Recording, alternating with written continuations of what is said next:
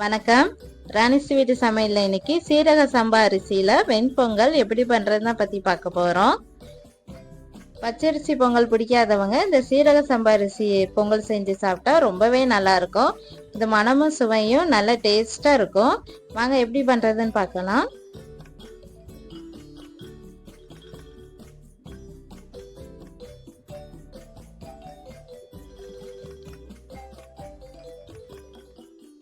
ஒரு குக்கர்ல 1 கிளாஸ் அளவு சீரக சம்பா அரிசி எடுத்துக்கோங்க. அதே கிளாஸுக்கு 1/2 கிளாஸ் அளவு பாசி பருப்பு எடுத்துக்கோங்க. ரெண்டையும் நல்லா தண்ணி ஊற்றி 3 டைம் நல்லா கழுவி எடுத்துக்கிடணும்.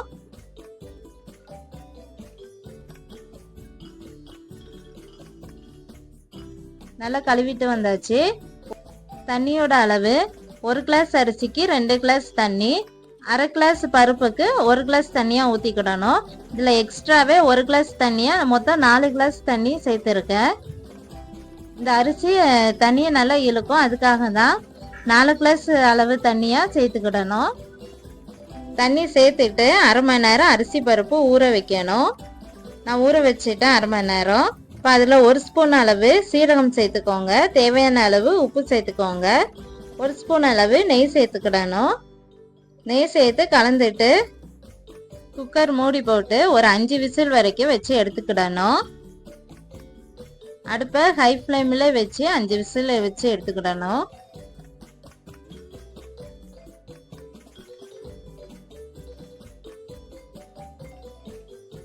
அஞ்சு விசில் வச்சுட்டேன். பாருங்க, ஊற்றின தண்ணி எல்லாம் கரெக்டாக இருக்கு.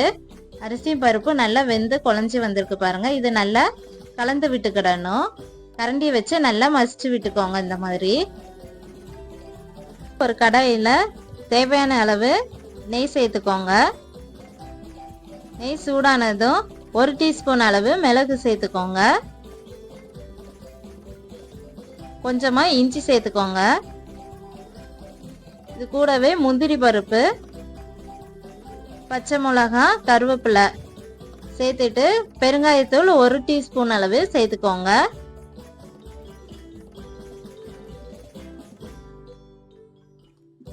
முந்திரி பருப்பு கொஞ்சம் கலர் மாற வரைக்கும் நல்லா வறுத்து எடுத்துக்கிடணும்.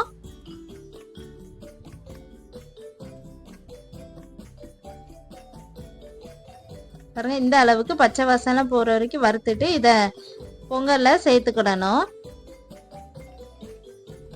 தாளிப்பு முழுவதும் சேர்த்துட்டு நல்லா கலந்து விட்டுக்கிடணும். சீரக சம்பா அரிசி பொங்கல் ரெடி ஆயிடுச்சு. இதை ஒரு பிளேட்ல மாத்திக்கிறேன். டேஸ்ட் மனமும் ரொம்பவே நல்லா இருந்துச்சு.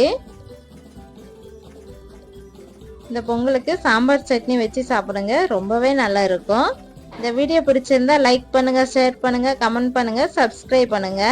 நீங்களும் ட்ரை பண்ணி பாருங்க. தேங்க்யூ.